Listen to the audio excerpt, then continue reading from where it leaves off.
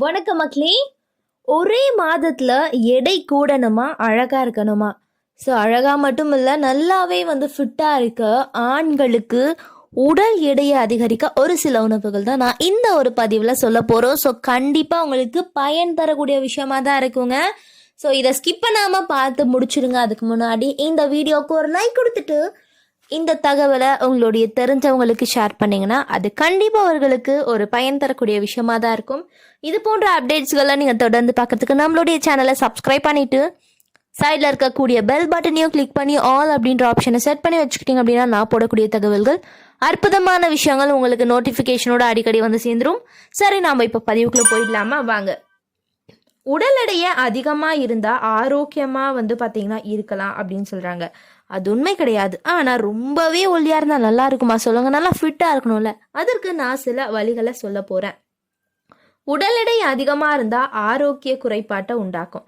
அப்படியே அது உண்டாக்குறது அப்படின்னு பார்த்தீங்கன்னா கண்ணால் காண்கிறோம். ஆனால் உடல் பார்த்தீங்கன்னா அதிகப்படியாக மெலிந்திருப்பதும் ஆரோக்கியத்திற்கு நல்லது கிடையாதுங்க. ஸோ அதனால தான் மெலிந்த உடல் கொண்டவர்கள் கொஞ்சமாச்சு உடல் எடையை அதிகரிக்கணும் அப்படின்னு சொல்கிறது. ஸோ இன்று ஆண்கள் உடலை கட்டுக்கோப்பாக வைத்திருக்கிறேன் அப்படின்னு உடலை அதிகப்படியாக மெலிய வச்சிடுறாங்க. அதே போல் பெண்களும் தான். ஸோ குழந்தை பருவத்திலிருந்தே குழந்தைகளுடைய உடல் எடையில கவனம் செலுத்த வேண்டும். சத்தான உணவு சாப்பிடணும். அதாவது உடல் எடை அதிகரிக்கிறதுக்கும் நம்ம உணவின் மூலியமாகவும், உடல் எடையை குறைக்கிறதுக்கும் உணவின் மூலியமாகவும் இது மாதிரி பண்ணாவே நமக்கு பிரச்சனை கிடையாது அப்படின்னு சொல்றாங்க. ஸோ கண்டிப்பா உடல் எடையை அதிகப்படியாக மெலிய வைத்தால் கூட அது நமக்கு பிரச்சனையை ஏற்படுத்தும் அப்படின்றத நீங்கள் ஞாபகம் வச்சுக்கணும். ஸோ நல்லா குச்சி போல் இருக்கணுமா? அதுவுமே நமக்கு பாதுகாப்பானது கிடையாது.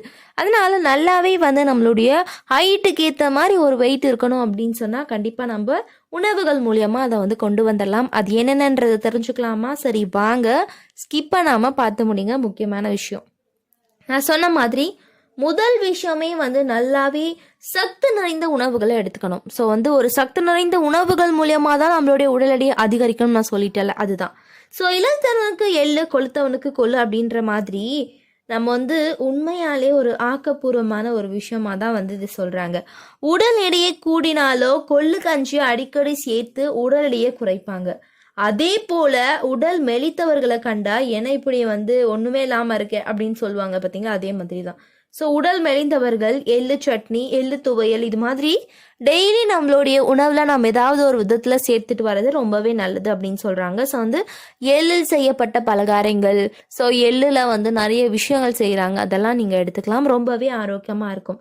ஸோ எப்படி செய்யறதுன்னு கேட்டிங்கன்னா, 1 கப் எள்ளுக்கு 2 கப் வெல்லம் அளவு எடுத்துக்கொள்ளுங்க. எள்ளை லேசாக வறுத்துக்கொள்ளுங்க.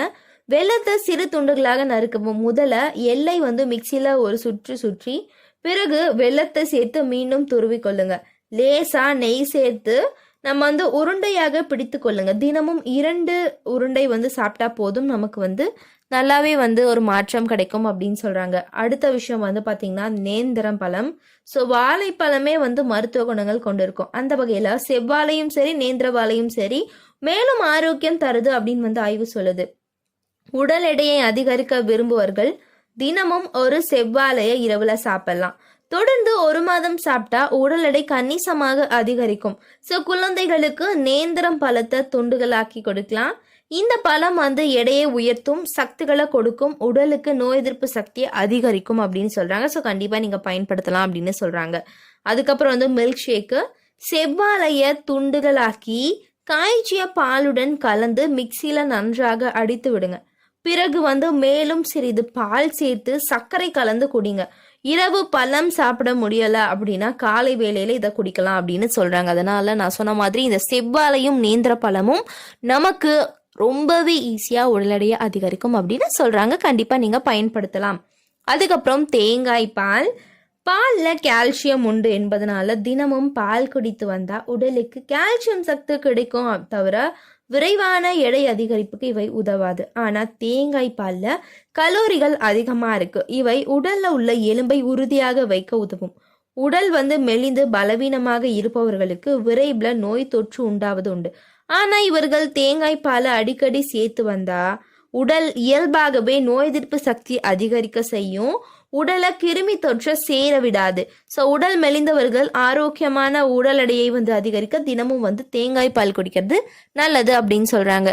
ஸோ நான் பாலை விட தேங்காய் பால் அதிக கலோரிகள் சொல்றேன். அதே மாதிரி பால் பொருட்களான பாலாடை கட்டி என்று சொல்லப்படக்கூடிய சீஸ், வெண்ணெய் போன்றவை உடல் எடையை அதிகரிப்புக்கு வந்து உதவும். ஸோ பால் பொருட்கள்ல அதிக வந்து புரதம் நிறைந்திருக்கும். இவை வந்து உடல் எடையை அதிகரிக்க உதவும். அசைவ உணவு விரும்பாதவர்கள் உடல் எடையை அதிகரிக்க விரும்பினா தினமும் வெண்ணெய் வந்து எடுத்துக்கொள்ளலாம் அப்படின்னு சொல்றாங்க. பால் பொருட்கள் வந்து கடைகளில் கிடைக்கக்கூடிய கோவாவை தினமும் 2 அல்லது 3 டீஸ்பூன் சேர்த்து வரலாம். ஸோ காலை நேரங்களில் வெண்ணெய் சேர்த்து வரலாம். உடலுக்கு நல்ல ஒரு சக்தியை கொடுக்கும் அப்படின்னு சொல்றாங்க. தினமும் 5 முதல் 10 கிராம் வரை அளவுக்கு வந்து நம்ம கொடுத்து வரலாம் அப்படின்னு சொல்றாங்க.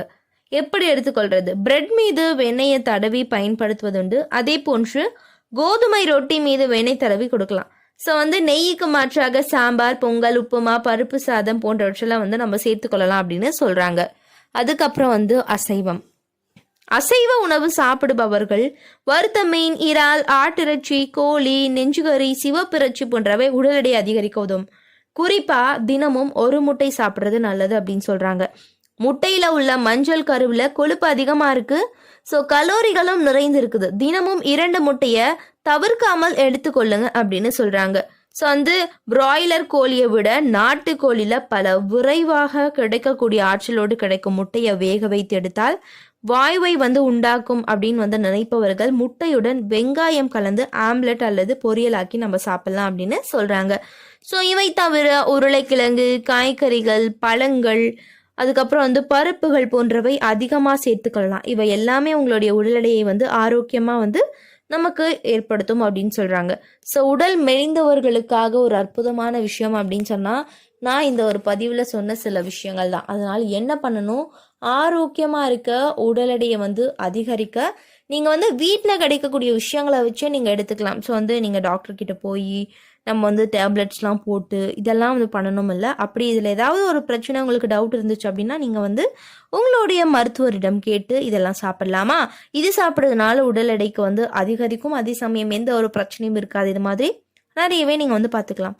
ஸோ மக்களே, நான் இந்த ஒரு பதிவில் சொன்ன எல்லா தகவலையும் கண்டிப்பாக உங்களுக்கு பயன்படும் அப்படின்னு நம்புறேன். ஏன்னு கேட்டிங்கன்னா இந்த காலத்தில் வந்து உடல் எடை அதிகரிப்பு, உடல் எடை குறைவு, இந்த மாதிரி நிறைய பிரச்சனையை சந்திச்சுட்டு இருக்காங்க. அதனால நீங்கள் தொடர்ந்து இந்த மாதிரியான நிறைய விஷயங்களை பார்த்துட்டு ஆரோக்கியமாக இருங்க. ஸோ இது போன்ற தகவல்கள், அற்புதமான விஷயங்களை நீங்கள் தொடர்ந்து கேட்கணும், பார்க்கணும் அப்படின்னு சொன்னால் நம்மளுடைய சேனலை மறக்காமல் சப்ஸ்கிரைப் பண்ணிவிட்டு சைடில் இருக்கக்கூடிய பெல் பட்டனையும் கிளிக் பண்ணி ஆல் அப்படின்ற ஆப்ஷனை செட் பண்ணி வச்சுக்கோங்க. இது போன்ற தகவல்களை தொடர்ந்து பார்க்கலாம். அது மட்டும் கிடையாது, நிறையவே வந்து மாற்றம் நிறைந்த விஷயங்கள் வந்து நாங்கள் தொடர்ந்து போடுறோம். இந்த ஒரு வீடியோவை லைக் பண்ணிவிட்டு உங்களுடைய ஃப்ரெண்ட்ஸ் அண்ட் ஃபேமிலிக்கு மட்டும் ஷேர் பண்ணிடுங்க. அவங்களும் பார்த்துட்டு ஆரோக்கியமாக இருக்கட்டும். இது போன்ற நிறைய அப்டேட்ஸ்களுடன் நான் உங்களை தொடர்ந்து சந்திக்கிறேன் மக்களே. நன்றி, வணக்கம்.